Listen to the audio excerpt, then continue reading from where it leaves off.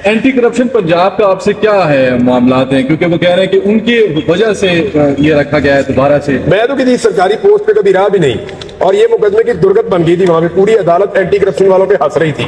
DG को जज ने 2 दफा बुलाया, वो आए नहीं। यानी कोई आदमी भी इसमें पेश होने के लिए और सामने आकर इसको फेस करने के लिए तैयार नहीं था। और एंटी करप्शन का हमला मेरे से बाकायदा मादरत कर रहा था बार बार के खान साहब हम मजबूर हैं, हमें गवर्नमेंट ने मजबूर किया हुआ है, वरना हमें पता है कि आपका इससे कोई ताल्लुक नहीं है। मैं तो कभी किसी सरकारी होते में भी नहीं रहा। इमरान भाई ये बता दें, हुकूमत को क्या खतरा है अगर आप बाहर शिफ्ट हो जाते हैं या बाहर चले जाते हैं? ये तो हुकूमत बता सकती है कि हुकूमत को क्या खतरा है। मुझे तो समझ नहीं आ रही कि मैं यहाँ पे भी इमरान रियाज हूँ और बाहर भी इमरान रियाज हूँ और वापस आके फिर इमरान रियाज हूँ। पहले मैं कई दफा ट्रेवल कर चुका हूँ, इवन मुझे ऑफलोड किया गया और मैं दोबारा गया, फिर वापस आ गया, मुकदमा से वापस आया, फिर मुकदमे लड़े, फिर गया, फिर वापस आ गया। तो ये तो रूटीन है, आप ट्रेवल करते रहते हैं। ये जरा हज वाला मामला है, इसलिए थोड़ा हसास है कि मैं चाहता हूं कि मैं जरा चला जाऊं, टाइमली चला जाऊं, हज कर दूं। अच्छा, तो कोई इमरान रियाज साहब, आज आप चीफ साहब के सामने पेश हुए, तो क्या लग रहा है चीफ साहब की जो बॉडी लैंग्वेज थी या फिर जो कानूनी मामला को अगर देखा जाए? देखिए, इस अदालत ने फैसला दिया था मेरे हक में और अदालत ने साफ कहा था कि इनको रवाना किया जाए और इनका नाम तमाम लिस्टों से निकाला जाए। उसके बावजूद मुझे नहीं जाने दिया गया। अब वो मुझे रोक रहे हैं, जाने से रोक रहे हैं, तो ये तो अदालत के फैसले पे इम्प्लीमेंट का मामला है। तो मैं उम्मीद करता हूं कि चीफ जस्टिस इस मामले के ऊपर इंसाफ उसी तरह मुझे देंगे जो इंसाफ का तकाजा है। आप नहीं समझते कि अदालत में पेश हुए हैं, उनके साथ नून लीग के भी जो है सारे जगजाती के लिए आए हुए हैं, तो वो आजाद हैं, और फिर जो है वो नून लीग वाले और पीपल्स पार्टी वाले उनके साथ इज़हार यकजहती कर रहे हैं, क्या कहेंगे?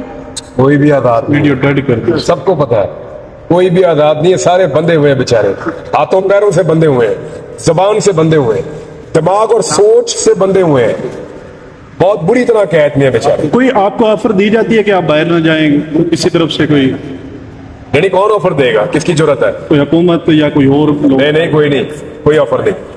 मुझे कौन ऑफर देगा? बाहर जाने की ऑफर देगा? जो मुझे देगा मैं कहूंगा जान दे। बाहर ना जाएं, आप बाहर ना जाएं। नहीं, बाहर ना जाने की तो ऑफर हो ही नहीं सकती। वो तो ये रोक दिया उन्होंने, वो तो ताकत के जरिए रोका, अपने कानून को इस्तेमाल करते हुए गलत तरीके से। अच्छा, एक दफा इमरान भाई, एक दफा अदालत फैसला देती है, उसके बाद जब तक तौहीन अदालत का नोटिस नहीं जाता उस वक्त तक अमल दरामद नहीं होता। मैंने तौहीन अदालत का नोटिस, तौहीन अदालत की कार्रवाई के लिए भी अदालत में पिटीशन दायर की है और एक नई पिटीशन भी दायर की है।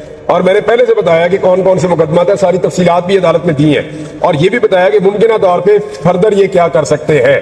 उन तमाम चीजों को देखकर मुझे लगता है अदालत एक ऐसा मरबूत फैसला दे जिसकी बुनियाद पे फिर हज के रास्ते में रुकावट ना डल सके। इमरान भाई, जो मुझे लग रहा है वो ऐसा है कि शायद जिन लोगों ने आपको पहले गिरफ्तार किया था वो चाह रहे हैं कि आप इस मुल्क में ही रहें, किसी भी तौर पर आप बाहर ना जाएं। अगर खुदा ना खास्ता आप बाहर चले गए तो आपका जो वीलॉग है वो मेरा ख्याल है वो बर्दाश्त नहीं कर पाएंगे अगर बाहर से होकर वीलॉग। मैं कितनी दफा बाहर गया हूँ, मैंने बाहर जाके वीलॉग्स किए, पहले भी किए, बहुत किए, निकाल के देख ले क्या फर्क है। तो लगता है मैं पाकिस्तान में भी यही हूँ, बाहर भी यही हूँ, लेकिन उनको लगता मैं यार देखो, मैं मुस्तकिल हैसियत ना चले जाए, वहां से वीलॉग मुस्तकिल ना आना शुरू हो जाए। तो मुस्तकिल ही कर रहा हूँ, यहाँ पे भी कौन सा मैं वक्फे के साथ, लेकिन वो कह रहे हैं वीलॉग करता हूँ। कुछ लोग कहते हैं कि बाहर जाके आदिल राजा बन जाएगा अगर बाहर चले गए तो। आपको लगता है आदिल राजा की ट्रेनिंग किसने की है? किसने की है? मेरे से पूछना, साबिर शाकिर का पूछो, मेरे से पूछना, किसी सहाफी का पूछो, आदिल राजा का उनसे पूछो जिन्होंने ट्रेन किया उसको। मुजरिमान कमीशन को बुला दिया, ट्वीट क्यों किया मुजरिमान कमीशन को? उन्होंने बुला लिया। अच्छा, ये मामला हाई कोर्ट में आ गया मेरी इत्तला के मुताबिक, और कियानी साहब की अदालत में शायद लग गया, नोटिस भी हो गया FIA। हाँ, FIA को नोटिस भी हो गया, और शायद उन्होंने, जो उमर अयूब साहब है, उन्होंने FIA से मुजरिमान कमीशन की रिपोर्ट की कॉपी भी मांग ली है।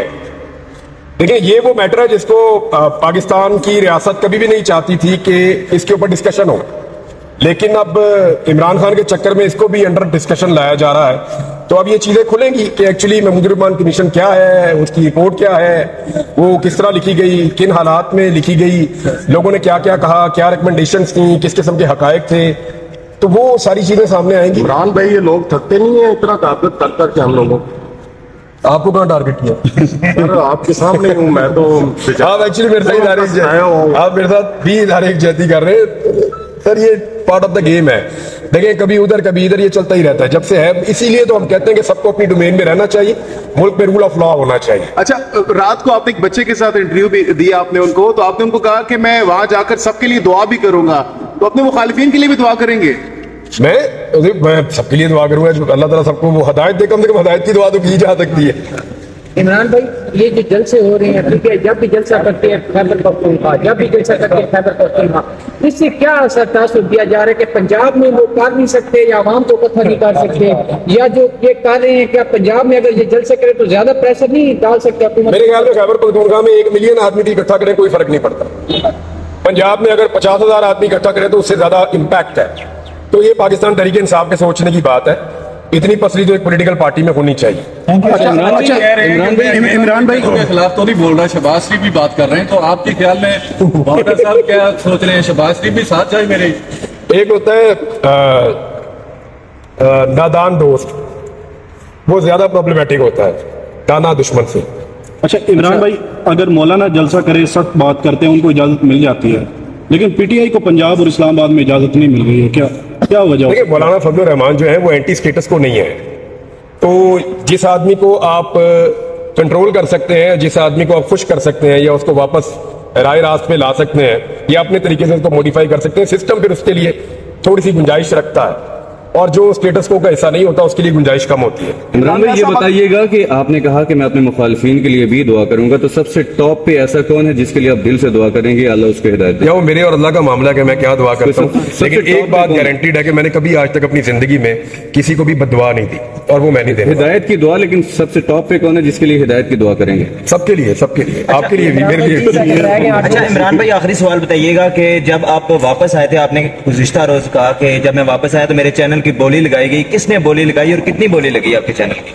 ये जो YouTube चैनल है? जी YouTube चैनल। नहीं, वो मैंने फिर बात ही नहीं सुनी। सर ऑफर किसने? मुझे पता था कि मैं बोलूंगा, नहीं मेरी टीम को लोगों ने राब्ता किया था। इमरान राजा साहब, अगर पूरे पाकिस्तान से पीटीआई कारकुनान या मौलाना साहब के कारकुन जमा होते हैं, इस्लामाबाद डी चौक आते हैं, तो हुकूमत कितने दिन टिक सकेगी, मौजूदा हुकूमत?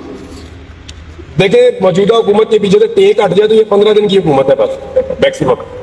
साइफर केस के बाद धुएं कुछ पंजाब से भी उठ रहे हैं, उसके बारे में कुछ समझ नहीं आ रही कि वो धुआं पंजाब से क्यों ज्यादा चलाना वो है। देखिए साइफर केस कानूनी केस नहीं है, मैंने कल भी आपको बताया था, वो नैरेटिव की लड़ाई है। वो लड़ाई एक बयानिए की, या एक बयानिया इमरान खान का था, दूसरा बयानिया उसके मुखालिफिन का था। इमरान खान ने अपने उस बयानिए के साथ जिसके ऊपर कोई स्टैंप भी नहीं थी, सारी उसकी मुखालफत कर रहे थे। आपने देखें पाकिस्तान में किस तरह उस बयानिए को चलाया। अब इस मरतबा यह है कि साइफर केस में इमरान खान की बरीयत के साथ एक अदालत की मोहर लग गई है उस बयानिए पे, तो एक्चुअली पाकिस्तान तहरीक इंसाफ का बयानिया जीता है। आने वाले दिनों में आपको नजर आएगा इसको इमरान खान कैसे इस्तेमाल करते हैं, क्योंकि पॉलिटिकल आदमी इतनी बड़ी चीज को कभी भी जाया नहीं होने देगा। अच्छा इमरान राज भाई, अभी आपने कहा कि हुकूमत 15 दिन भी टिक नहीं पाएगी अगर टेक हट जाए, तो टेक हटती हुई तो नजर नहीं आ रही है, तो क्या फिर पीटीआई के एहतजाज का या लॉन्ग मार्च का कोई फायदा नहीं होगा? नहीं तो नहीं, याद रखें जो पॉलिटिकल स्ट्रगल होती है वो कभी भी रायगा नहीं होती, वो कहीं ना कहीं कुछ ना कुछ कर रही होती है। दूसरी बात यह है कि तमाम इदारों को और स्टेक होल्डर्स को सोचना पड़ेगा कि जिस हुकूमत को डिलीवर करने के लिए लाया गया था, मैं आपको सिर्फ खैबर पख्तूनख्वा की एक मिसाल दे देता हूं, मैंने सुबह इस पे बात भी की है। उनके जो सबसे बड़े बड़े मेन प्रोजेक्ट थे पूरे सूबे के, उनमें से 91 प्रोजेक्ट जो आधे से ज्यादा हैं वो खत्म कर दिए वफाकी हुकूमत ने। ये तो मुल्क में तरक्की करने आए थे, ये तो मुल्क की मईशत को बेहतर करने आए थे। जो ऑलरेडी मनसूबे चल रहे थे, जो 70% तक कई मुकम्मल हो चुके हैं, उन मनसूबों को बंद कर दिया गया है। वजह यह है कि हमारी मईशत खराब है और पैसे नहीं है और IMF का दबाव है। तो ये चीजें आपको बता रही हैं कि पाकिस्तान नीचे जा रहा है। अगर इसी तरह चलाना है, जो बाकी रह गए हैं 77 या इसके करीब ही है, कुछ इससे कम है, 91 हो गए हैं, आधे से ज्यादा खत्म हो गए हैं, बाकी जो आधे रह गए वो भी खत्म हो जाएंगे फिर।